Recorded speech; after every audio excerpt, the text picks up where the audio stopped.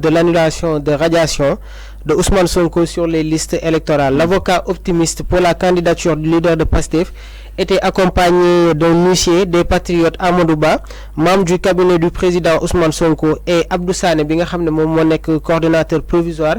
communal de Ziguinchor. Légui nak après le dépôt peut-être de dossier bi nga xamné mom moy permettre à Ousmane Sonko mu nek candidat, mu nek sur les listes électorales, mom avocat bi amna ay cadre yo xamné yëkëti nako, néna amna la conviction et que ak procédure bi nga xamné mom lañu duggal dina prospérer. Donc mi ngi wax né ko aussi forme bi nga xamné dossier bi amna ko, c'est un dossier très costaud regroupant peut-être aujourd'hui tous les textes ak lépp li nga xamné droit bi mi ngi koy wax pour permettre à Ousmane Sonko de retrouver son éligibilité et que aussi mu mëna nek sur les listes électorales. Donc je pense que nek na jangat bo xamné fallu amna solo trop. Ñi ngi don demander beaucoup de questions concernant la réhabilitation de Ousmane Sonko sur les listes électorales. Donc je pense que c'est le moment opportun encore une fois que aujourd'hui son pôle d'avocat saisir li nga xamné mom moy les juridictions permettantes à Ousmane Sonko de retrouver li nga xamné mom moy ses droits civiques Seigne Fallou. Alors mu nekul am solo par rapport ak walu wun mais donc lolu moñ daal di dab si li nga xamné que modi xibaar yi jappé ni tam aljuma li fi daal di amal li nga xamné que modi bobu des verdicts daal di xol exactement Ousmane Sonko dina ko daal dugalat li nga xamné que modi si fichier bi ma xam dina ko daal di jox bobu li nga xamné que modi fiche de parrainage bi nga xamni tam dafa daal di ñeel si walu wun mais donc te leen fatali que ni semaine bi ñu daal di passé nak ki nga xamné que modi ñom ayib defé ñoo ñep ñi ngon si buntu li nga xamné que modi direction générale des élections ni daal di jël li nga xamné que modi fiche Ousmane Sonko nak jappelé ni tam lu mel dañ leen ko daal di gankal faisant état que Ousmane Sonko nekkatul si nga xamné que modi liste électorale yi manikon sans comme ni ko parvenir certains de ses avocats ont saisi li nga xamné que modi quelques ay juridictions peut-être pour contester décision bi nga xamni tam dafa daal jóge si yoon ak wàllu yoonal ñil gankal bobu dañ nga xamné que modi fiche à Ousmane Sonko fa nga xamni tam moy sanu que direction générale des élections. Donc du nouveau dans son affaire, le verdict ñu koy xaar ni fi ak li nga xamné que modi peut-être vendredi. Donc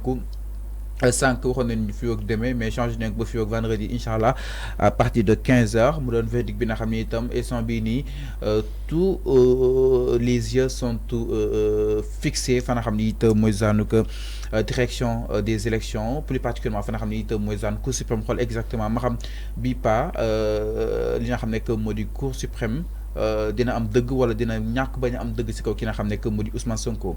Alors Mamour des fois dañuy naan sax Pastef certes defal confiance nga xamné que modi la justice sénégalaise mais des fois dafay essayer pour mettre ko à l'épreuve manam ni ñuy naan opposition bi demee déposer nga xamné que modi recours yëf yi donc accepter au contraire ce pouvoir bi demee pouvoir bi li ñuy gën a fonkal li ñuy gën a jox li nga xamné que modi gëdd que li nga xamné que modi justement opposition bi. Donc est-ce que nekkul lii avocat Ousmane Sonko def doo nekk di mettre cette justice à l'épreuve devant li nga xamné que modi les Sénégalais xool exactement ma xam DGE am na prérogative li conseil constitutionnel waroon def valider wala invalider candidature nit. Jërëjëf Fallou, je pense que yaa ngi posé waat encore une fois question bu am solo trop et que yaakaar naa ne que war nañ si mën a indi li nga xam ne moom mooy suñu contribution ak peut-être aujourd'hui yëkkati si ay kàddu yoo xam ne dina mën a permettre aujourd'hui à toute cette population ñu xam exactement ci ban tànk moom la ñuy doxee. Alors léegi yow yaa ngi ma doon wax ne que la DGE est-ce que am na yenn compétences yi démb maa ngi la doon wax si plateau bi ne la DGE n'a pas l'attribut et la prérogative pour wax diw mooy bokk si élection yi wala diw moo dul bokk ci élection yi. Je pense que rôle bobu noonu ça revient au Conseil constitutionnel à qui mom lañuy transmettre les dossiers et que c'est le Conseil constitutionnel qui valide ñi wara bokk ci élection ak ñi nga xamné waruñu bokk sur les élections de 2024. maa ngi doon wax bi ñu nekkee avant les élections de 2019 on nous avait dit qu'il y avait 7 candidats. Candidats yooyu noonu Khalifa Sall ak Karim Wade ci lañ bokkoon. Dem nañu jël nañu seen ay fiches remplir nañ ko déposer nañ ko. C'est au dernier moment que nous nous sommes retrouvés avec 5 candidats parce que Conseil constitutionnel bi mom mo né Khalifa Sall ak Karim Wade encore une fois amuñu retrouver wuñu li nga xamné mom moy sen droit civique leur permettant d'accéder aux échéances de 2024. Légui tay ji su fekkee dafa am nit bo xamné dem na ba DGE soxla liste parrainage yi wax mom fan la bok mais je ne vois pas l'inconvénient ak tay ji problème bi nga xamné peut-être mun na am à ce niveau là ñom dañ leen fa tek pour lan maanaam nit ñëw laaj leen ay réinformation ñu jox la këyit nga dem ñëw déposer ñoom ñu transférer ko encore une fois au conseil constitutionnel qui a non ñoom seen compétence foofu moom lay limité wu moo tax ma ne la j'ai l'habitude de te dire actuellement si le conseil constitutionnel fait de la haute politique en disant li nga xam ne moom mooy droit encore une fois dara mënul tere Ousmane Sonko à se présenter aux échéances de 2024 léegi nag sànq ñi ngi gis avocat Ousmane Sonko nee na tey jii la notification permet aussi Sonko de déposer li nga xam ne moom mooy recours parce que sans la notification tu peux pas def li nga xam ne moom mooy recours et que Ousmane Sonko suñu xool notifié nañ leen que ni Sonko il a été radié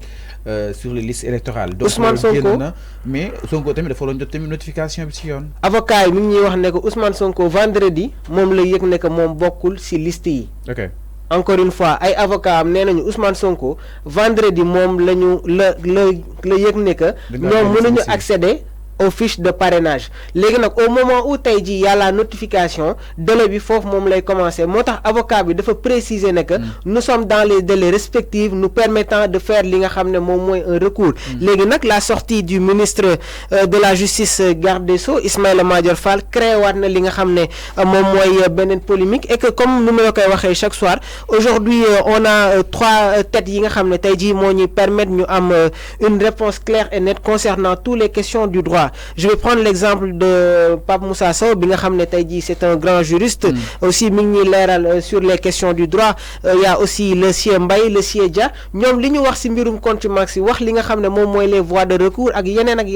leer na nañ léegi nag maa ngi la koy wax la notification bi ñu koy remettre Ousmane Sonko dañ koy jox sur sa dernière demeure et la dernière demeure reste li nga xam ne moom mooy la prison de Sébikotane Ousmane Sonko se trouve au pavillon spécial donc moo waral tey jii avocat yi ñi ngi doon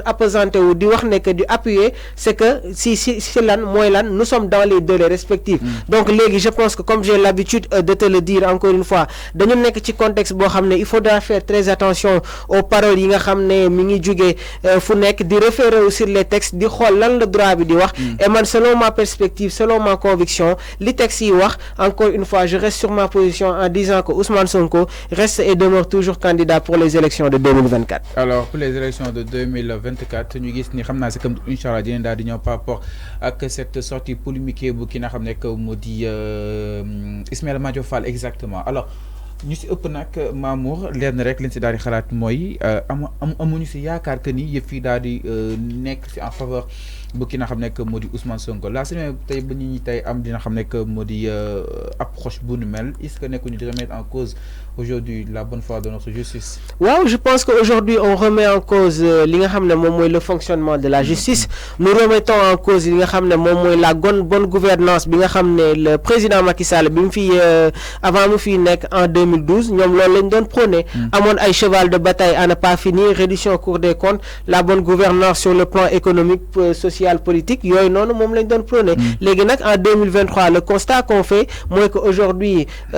cette récession de la démocratie moom moo entraîné une crise de la démocratie Sénégal ñun ñëpp xamoon nañ ne que nekk na dëkk boo xam ne ñun ñëpp dañu musee woon naw si li nga xam ne moom mooy démocratie à travers aussi les présidents yi nga xam ne jàll nañ fi qui ont montré li nga xam ne moom mooy l'élégance politique j'ai l'habitude de te dire que le président Diouf bi mu fiy nekk à son époque les plus grandes revendications qu'on faisait dans le champ politique ont été acceptées durant son régime et aussi j'avais l'habitude de te dire que même suñu fàttaliku tuuti ñi nga xam ne moom mooy le parti socialiste ils avaient ce talent du mythe là parce que am na fu dëkk bi doon toll aujourd'hui am nañu ay kàddu yoo xam ne suñ ko yëkkatee il peut y avoir des concertations entre l'opposition ak li nga xam ne moom mooy le pouvoir am na fu dëkk bi daan toll fàllu le président Wade dafa doon dem ba biir palais et même les services de communication ak tout le personnel mun nañ bañ a yëg ne que le président Wade est actuellement au palais présidentiel parce que toutes les conditions étaient réunies à ce que moom ak le président Diouf ñu yëkkati ay kàddu pour que la sérénité et la stabilité dans ce pays ñu reveniraat léegi nag le mal est tellement profond actuellement je pense que élégance dañ koy génne sur le champ politique tey jii dem nañu ci benn moment boo xam ne le cadre d'expression amatul ci li nga xam ne moom mooy politique bi. Aujourd'hui on est en train de voir un cadre inapproprié su ma nee cadre inapproprié maanaam mooy tey aujourd'hui pour ñu génne yenn messages yi dañuy jóge ci contexte politique dem sur un autre contexte. Je vais prendre le cas des sonkorisations bi nga xam ne léegi mi ngi def un peu feu dans toutes les stades yi nga xam ne sur le plan sportif loolu rek moo lay wan ne que cadre inapproprié lañ. Donc je pense que nos dirigeants et le président Sall et surtout le gouvernement de Amadou Ba war nañu revenir sur les pas de la bonne gouvernance,